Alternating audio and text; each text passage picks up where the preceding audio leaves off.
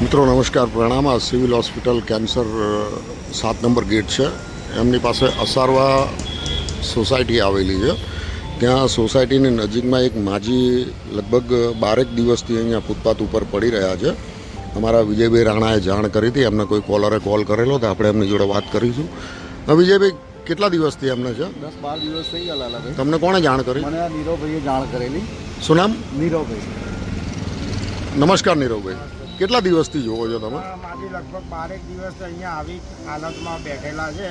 એમને ઘણી વાર પૂછવાનો ટ્રાય કર્યો, માજી ક્યાંથી આવો છો, તમારા બાબાનું નામ, ઘરનું નામ, પણ માજી હજી સુધી ઓળખી નહીં શક્યા. એકચ્યુઅલી ક્યાં હોય છે એ બી હજી અમને ખબર નથી. પછી વિજયભાઈને જાણ કરી હતી, તો સત્વરે આજે વિજયભાઈ આવ્યા છે ઇન્કવાયરી કરવા માટે. જોઈએ હવે હું શું કરું છું. ભલે ભલે, બહુ સારું સેવાનું ઉત્તમ કામ કર્યું છે આપે. આપણાથી જે બી બનતી કોશિશ આપણે ચોક્કસ પૂરી પાડીશું. વિજયભાઈ, પૂછો તો ખરા માજીને ઉઠાડીને કંઈક 2 શબ્દ પૂછો. તો મિત્રો, આ હાલતમાં માજી 12 દિવસથી અહીં પડ્યા છે. કેમ છો? હાલો ઉઠો, ચા બા પી લો. થોડું પી લો, હવે સવાર પડી. ઉઠો તો ઉઠો ઉઠો ઉઠો ઉઠો. આવું કંઈ હોય છે આપણે બી એમને. ઉઠો, હાલો ચા પી લો. હાલો ચા મંગાવી તમારે. ચા મંગાવી. હાલો હાલો. માજીને ઉઠાડે છે પણ ઉઠતા નહીં માજી. ચા લાવી છે. હાલો હાલો હાલો હાલો. ઉઠો ઉઠો. માજી, અહીં જો અહીં જો. માજી શું નામ છે તમારું? હા, કેમ હસો છો? હા, ચલો ઊભા થઈ જાઓ. ચલો ચલો ઊભા થઈ જાઓ, અમારી જોડે વાત કરો. ચલો હાલો માજી, ઉઠો તો. ઉઠો, અમારી જોડે વાત કરો. ચલો માજી, લો ઉઠો. હાલો ઉઠો તો. ઉઠો માજી. ગાંઠો પડી ગઈ છે વાળમાં. વાળમાં ગાંઠો પડી ગઈ છે ભાઈ. હાલો માજી.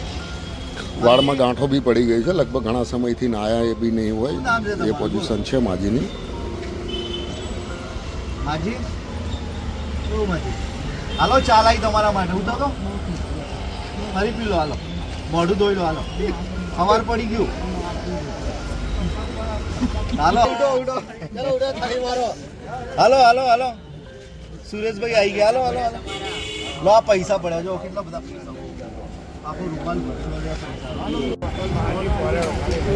તો મિત્રો, હાલ આપણે અત્યારે 181નો સપોર્ટ લીધો છે. થોડી વારમાં 181 ગાડી આવશે અને જય અંબે મનબુદ્ધિ મહિલા આશ્રમમાં બી આપણને જાણ કરી દીધી છે. તો અત્યારે ટેમ્પરરી આપણે એમને રેનબસેરા ખાતે મૂકીશું. અને જો આપ કોઈ આ માજી વિશે જાણતા હોય તો પ્લીઝ અમારો સ્ક્રીન ઉપર નંબર આપેલો છે, તરત અમારો કોન્ટેક કરજો. બા, નામ શું છે તમારું? હા, નામ શું છે બા તમારું? નથી ખબર? છોકરાનું નામ ખબર છે? શું છે? હા, શું નામ?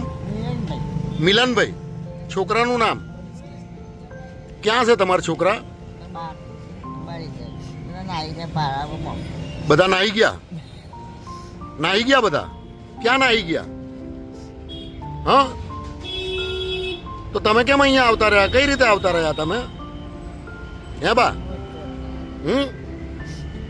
અહીંયા કઈ રીતે આવતા રહ્યા તમે? હા, શું કરાવવા? મોતિયો હતો. શેનો મોતિયો? હા, ઓંખોનો? તો અહીંયા તો ક્યાં મોતિયો છે? આ તો ફૂટપાથ છે. તો 12 દિવસથી તમે અહીંયા પડ્યા છો. મારી જોડે આવવું છે ને તમારે? કેમ નહીં આવું? ના, આવવું પડે હો, એ વાત ખોટી. ના ના, હું તો લઈ જઈશ તમને મારી જોડે. તમારે મોતિયો નહીં ઉતરાવો? ઉતરાવો છે ને? હા, કઈ નહીં, મારી જોડે તમારે આવવાનું છે. હું તમારે મોતિયો ઉતરાવરાઈ દઈશ. ઠીક છે? હા ને? જો મેં ગાડી બોલાવી છે, હમણાં થોડી વારમાં ગાડી આવશે એટલે આપણે જઈશું. હા ને? શું કીધું માજી? બેઠા તો થાવ હવે. નહીં બેઠું થવું? આરામ કરવો છે હજુ?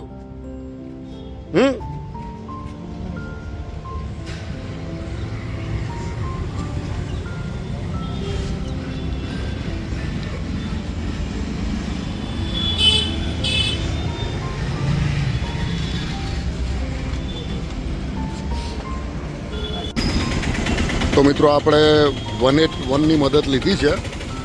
માજી માટે 181 બોલાવી છે અને બેન એમની ઇન્ક્વાયરી કરી રહ્યા છે. તો અત્યારે હાલ ટેમ્પરરી આપણે એમની ઇન્ક્વાયરી પૂરી થશે પછી આપણે રેનબસેરા ખાતે ટેમ્પરરી અત્યારે કલાક 2 કલાક 2.5 કલાક માટે લઈ જઈશું અને પછી ત્યાંથી જય અંબે મનબુદ્ધિ મહિલા આશ્રમ ખાતે આપણે ચોક્કસ મોકલીશું મિત્રો.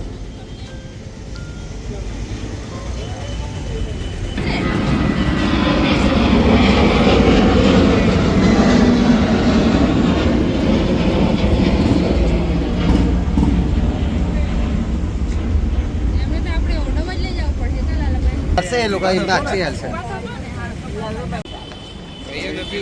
તો મિત્રો 181નો અમને ઘણો સપોર્ટ મળે છે. કોલ કરીએ એટલે કોઈ બી કોલર હોય પણ કોલ કરે એટલે જ્યાં સુધી એ ગાડી ના આવે ત્યાં સુધી આપણે હાજરમાં રહેવું પડે કારણ કે એમણે રસ્તાની બી માર્ગદર્શન આપવું પડે કે આ જગ્યાએ માજી બેઠા છીએ અને માજી જોડે આપણે બેસવું પડે, બધી ઇન્ક્વાયરી કરવી પડે એમની. અને 181 સારામાં સારી સેવા છે, આપણને સારામાં સારો સપોર્ટ કરે છે. આજ દિન સુધી ઘણા અમે આ રીતે લેડીઝ મહિલા માજી 181 મારફતે અમે એમના ઘરે મોકલેલા છે અને સારું એવું કાર્ય 181નું છે મિત્રો.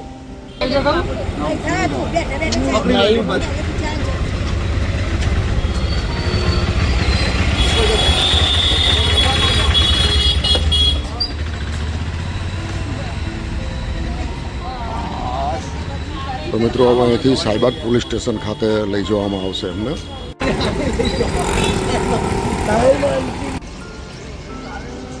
તો મિત્રો સાઈબાગ પોલીસ સ્ટેશન ખાતે અમે માજીને લઈને પહોંચી ગયા છીએ અને માજી સૂતા છે અંદર.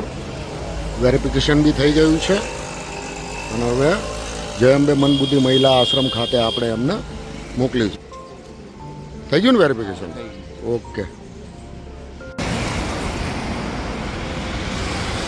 તો મિત્રો બાપુનગર રેનબસેરા ખાતે આપણે પહોંચી ગયા છીએ બાને લઈને અને અહીંયા થોડો ટાઈમ બાને રાખવામાં આવશે અને પછી એમને જય અંબે મનબુદ્ધિ મહિલા આશ્રમ ખાતે મોકલવામાં આવશે મિત્રો.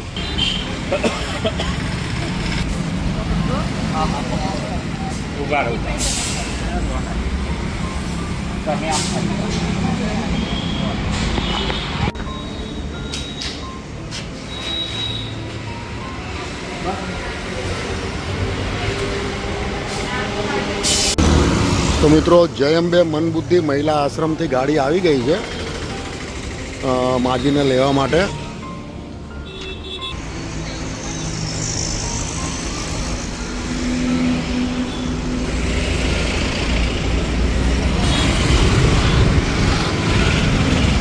પ્રણામ.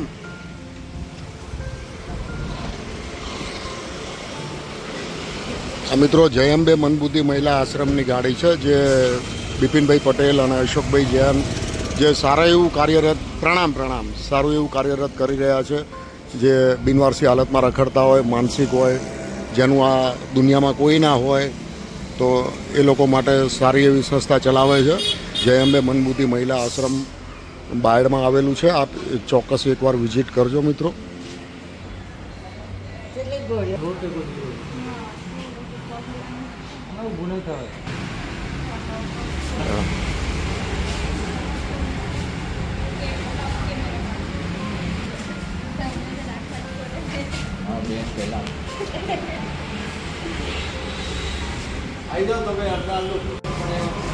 તો મિત્રો હવે જય અંબે મનબુદ્ધિ મહિલા આશ્રમ ખાતે રવાના કરવામાં આવશે એમને.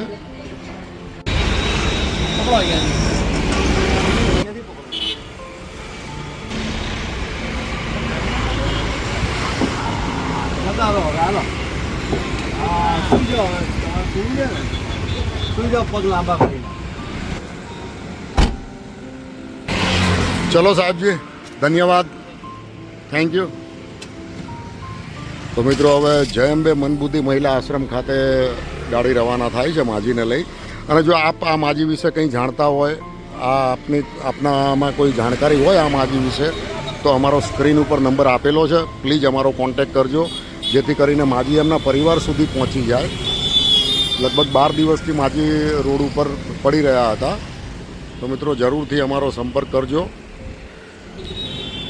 બેન ધન્યવાદ આપનો બી 181નો હેલ્પલાઇન જો ઘણી આપ આ રીતે મદદ કરો છો અને હર હંમેશા આ રીતે મદદ કરતા રહેજો બેન. ઓકે તો મિત્રો 181નો આપણને સારામાં સારો સપોર્ટ મળે છે. ડ્રાઈવર સાહેબ થેન્ક યુ, ખૂબ ખૂબ આભાર. વિજયભાઈ આપનો બી નથી કહેવો તમને. આપણે આભાર નથી હોતો. બરાબર. તો વિજયભાઈ મારફત કોલ આવેલો અને સારામાં સારી સેવા મળી ગઈ છે માજીને. તો આ રીતે મદદ કરતા રહેજો મિત્રો. અને કોઈને જાણકારી હોય માજીના પરિવાર વિશે તો નીચે કોન્ટેક્ટ નંબર આપેલો છે, જરૂરથી જરૂર જાણ કરજો. જય માતાજી, જય દ્વારિકાધીશ.